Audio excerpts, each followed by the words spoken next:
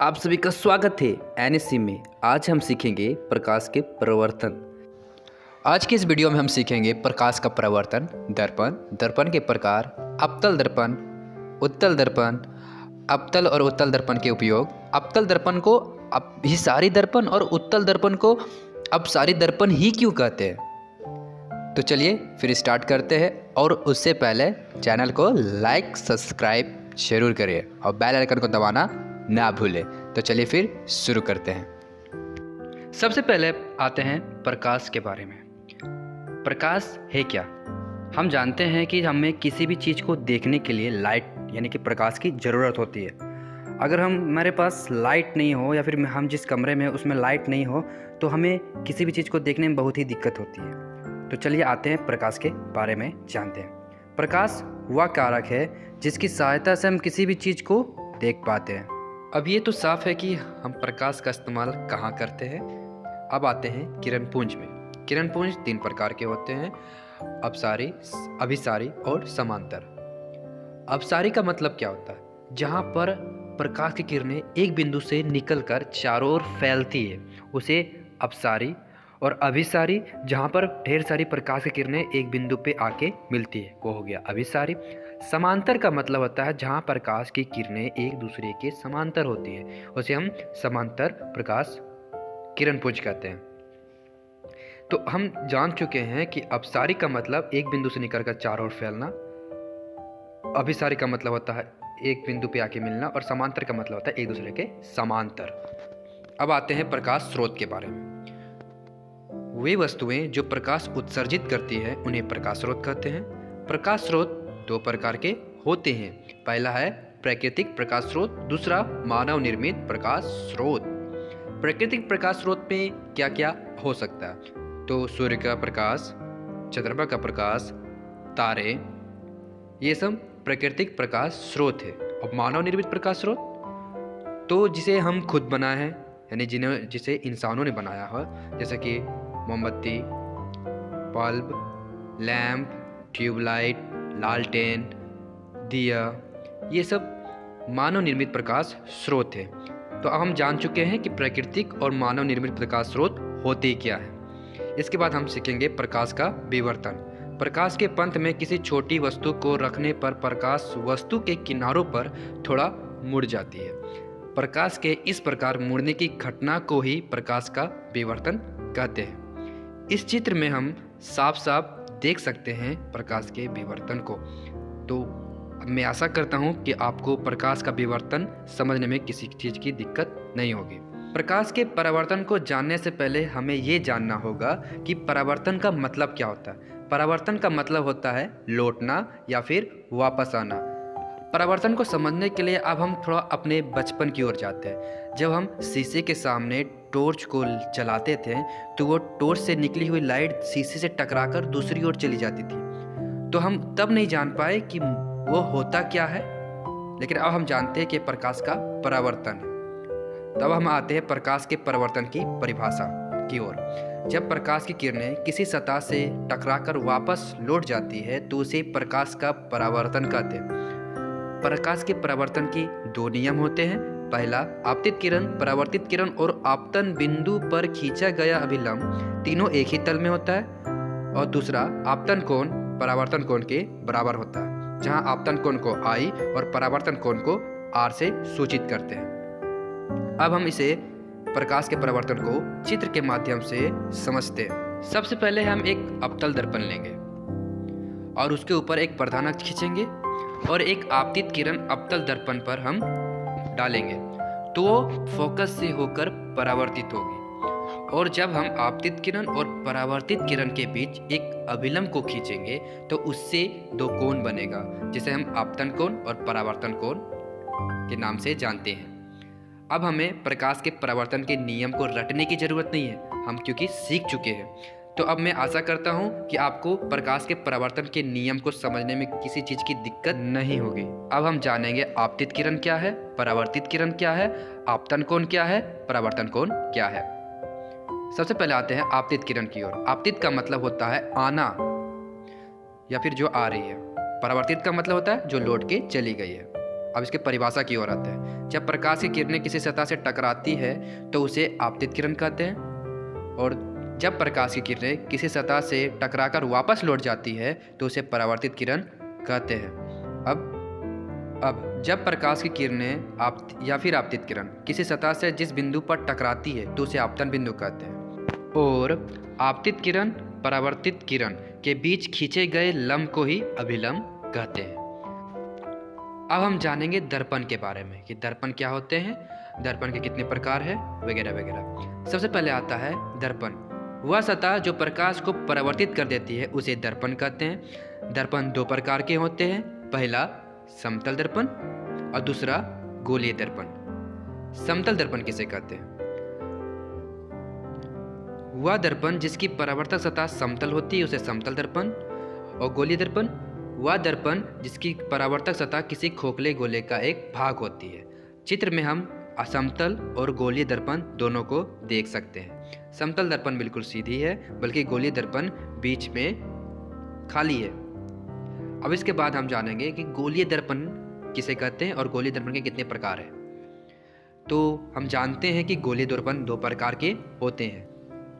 अब आते हैं गोलीय दर्पण के प्रकार। गोलीय दर्पण दो प्रकार के होते हैं, पहला है उत्तल दर्पण, दूसरा है अवतल दर्पण।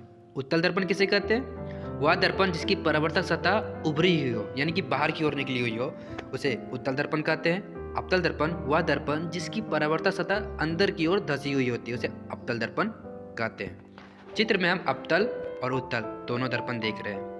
अवतल दर्पण को अभिसारी और उत्तल दर्पण को अपसारी दर्पण कहते हैं। लेकिन क्यों, देखते हैं। जब हम प्रकाश की किरणों को अवतल दर्पण पर डालते हैं तो वो प्रकाश की किरणों को एक बिंदु पर लाके मिला देती है, जबकि यही काम हम जब उत्तल दर्पण में करते हैं तो वह प्रकाश की किरणों को चारों ओर फैला देती है।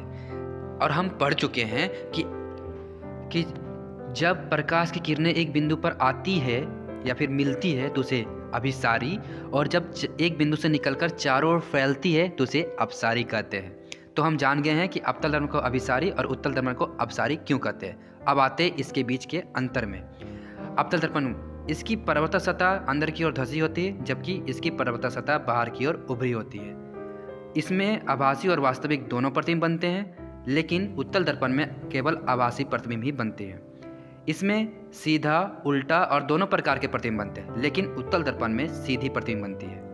अवतल दर्पण में वस्तु का प्रतिबिंब छोटा, बराबर और बड़ा भी बनता है, लेकिन उत्तल दर्पण में वस्तु का प्रतिबिंब हमेशा छोटा ही बनता है। अब आते हैं अवतल दर्पण और उत्तल दर्पण के उपयोग। अवतल दर्पण, इसका उपयोग हजामती दर्पण के रूप में, टॉर्च, गाड़ियों के हेडलाइट, सर्च लाइट के परावर्तक के रूप में, रोगियों के नाक, कान, गले आदि की जांच के लिए डॉक्टर अवतल दर्पण का ही उपयोग करते हैं। सौर भट्टी में भी अवतल दर्पण का ही उपयोग होता है। उत्तल दर्पण, इसका उपयोग गाड़ी के साइड मिरर के रूप में, सड़क बत्ती के परावर्तक के रूप में, इसका उपयोग सड़क के मोड़ों पर परावर्तक के रूप में दूसरी ओर देखने के लिए भी किया जाता है। अब आते हैं गोलीय दर्पण के द्वारक में। तो गोलीय दर्पण का द्वारक क्या होता है? तो गोलीय दर्पण के व्यास को ही गोलीय दर्पण का द्वारक कहते हैं। बहुत ही इजी था ना। अब हम सीख गए हैं कि गोलीय दर्पण का द्वारक होता क्या है। अब हमें रटने की ज़रूरत ही नहीं है। अब हम जानेंगे प्रतिबिंब के बारे में। प्रतिबिंब, किसी बिंदु स्रोत से आती हुई प्रकाश की किरणें दर्पण से परावर्तन के बाद जिस बिंदु पे मिलती है या मिलती हुई प्रतीत होती है उसे प्रतिबिंब कहते हैं। हम यहाँ चित्र में देख रहे हैं कि एक अवतल दर्पण द्वारा बना प्रतिबिंब और एक उत्तल दर्पण द्वारा बना प्रतिबिंब एक दूसरे से अलग होते हैं, क्योंकि अवतल दर्पण द्वारा जो बना प्रतिबिंब होता है वो वास्तविक होता है, जबकि उत्तल दर्पण में बना हुआ प्रतिबिंब काल्पनिक होता है। ऐसा क्यों होता है?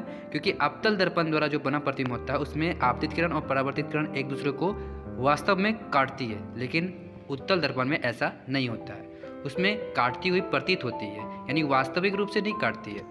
इसके बाद आते हैं वास्तविक प्रतिबिंब में। किसी बिंदु स्रोत से आती हुई प्रकाश की किरणें दर्पण से परावर्तन के बाद जिस बिंदु पर वास्तव में या सच में मिलती है उसे वास्तविक प्रतिबिंब कहते हैं। हम चित्र में देख रहे हैं अवतल दर्पण द्वारा बना प्रतिबिंब वास्तविक प्रतिबिंब है। क्यों? क्योंकि इसमें आपतित किरण और परावर्तित किरण एक दूसरे को वास्तव में काट रही है, जिसके कारण हमें वास्तविक प्रतिबिंब मिल रहा है, जिसमें वस्तु का जो प्रतिबिंब है वस्तु से छोटा भी है, उसके उल्टा भी है। और हम जानते हैं कि वास्तविक प्रतिबिंब हमेशा उल्टा ही होता है। इसके बाद हम आते हैं काल्पनिक प्रतिबिंब में। काल्पनिक प्रतिबिंब में क्या होता है? किसी बिंदु स्रोत से आती हुई प्रकाश की किरणें दर्पण से परावर्तन के बाद जिस बिंदु पर मिलती हुई प्रतीत होती है पर सच में नहीं मिलती है, उसे काल्पनिक प्रतिबिंब कहते हैं। काल्पनिक प्रतिबिंब को ही आभासी प्रतिबिंब कहा जाता है। जैसा कि हम चित्र में देख रहे हैं, काल्पनिक प्रतिबिंब में किरणें वास्तव में नहीं मिलती है लेकिन मिलती हुई प्रतीत होती है, जिसके कारण हमें काल्पनिक प्रतिबिंब प्राप्त होता है। अब हम जान चुके हैं कि वास्तविक प्रतिबिंब और काल्पनिक प्रतिबिंब में अंतर क्या होता है। अब हम अवतल दर्पण में किसी वस्तु को अलग अलग स्थान पर रखने पर उसका प्रतिबिंब कहाँ और कैसे बनेगा उसके बारे में जानेंगे। जब हम प्रकाश की किरणों को अनंत से अवतल दर्पण की ओर लाएंगे तो वह फोकस से होकर निकलेगी और उसका प्रतिबिंब फोकस पर ही बनेगा।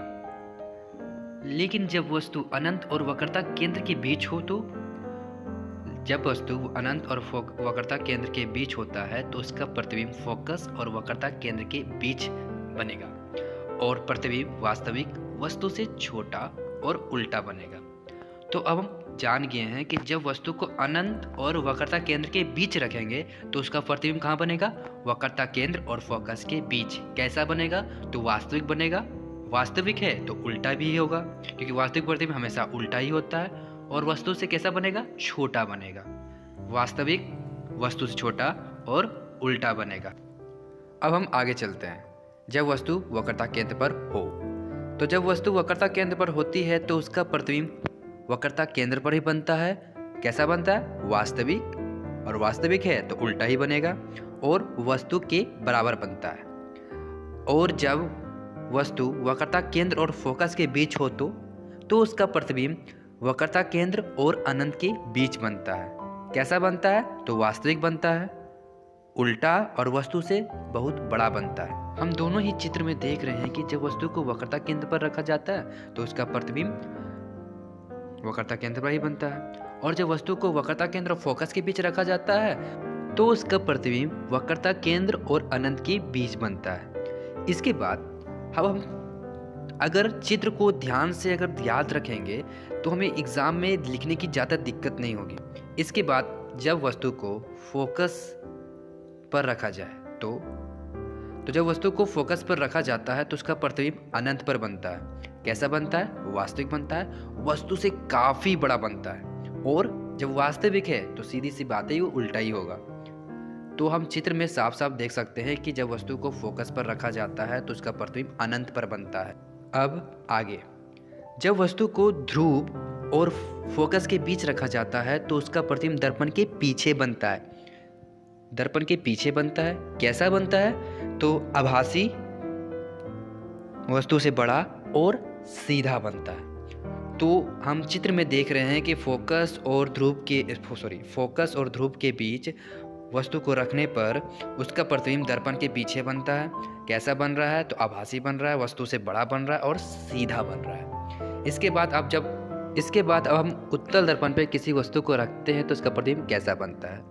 तो जब हम किसी वस्तु को उत्तल दर्पण के सामने रखते हैं तो उसका प्रतिबिंब दर्पण के पीछे बनता है, वस्तु की आकार से छोटा बनता है, काल्पनिक बनता है। क्योंकि काल्पनिक बन रहा है तो ये सीधा ही होगा। आपका प्यारा दोस्त NSC उम्मीद करता है कि इस वीडियो में आपको कहीं पर दिक्कत नहीं हुई होगी। तो जल्दी से चैनल को लाइक सब्सक्राइब जरूर करें। इसके बाद हम सीखेंगे आवर्धन के बारे में। आवर्धन होता क्या है, आवर्धन का सूत्र क्या है और आवर्धन कहते किसे है, इसे कैसे याद रखें, उसी के बारे में। तो चलिए फिर शुरू करते हैं। आवर्धन किसी दर्पण द्वारा बनी वस्तु की ऊंचाई तथा प्रतिबिंब की ऊंचाई के अनुपात को ही तो आवर्धन कहते हैं। यानी वस्तु की ऊंचाई और एक तरफ प्रतिबिंब की ऊंचाई, दोनों के अनुपात को ही तो आवर्धन कहते हैं। आवर्धन का सूत्र क्या है? तो प्रतिबिंब की ऊंचाई बटा वस्तु की ऊंचाई। अब हम आवर्धन के बारे में जान चुके हैं। अगर आपको यह वीडियो अच्छा लगा हो तो चैनल को लाइक सब्सक्राइब करना ना भूलें और बेल आइकन को दबाना ना भूलें। अब इसी चैप्टर के हर क्विज का आंसर आपका प्यारा दोस्त NSC बहुत जल्द लाने वाला है। जी हाँ, इसी चैनल पे। कृपया आप अपने इस प्यारे से चैनल NSE को लाइक सब्सक्राइब करना ना भूलें, क्योंकि अगर आप सब्सक्राइब करेंगे तो आपका प्यारा दोस्त NSE का मोटिवेशन बढ़ेगा और वो इसी तरह के आसान से आसान वीडियो लाता रहेगा। कितने भी टॉपिक भारी ही क्यों ना हो, आपका प्यारा दोस्त NSE आपको उसे हर आसान तरीक़ा में बताएगा ज़रूर। जब तक के लिए धन्यवाद। आपका प्यारा दोस्त NSE।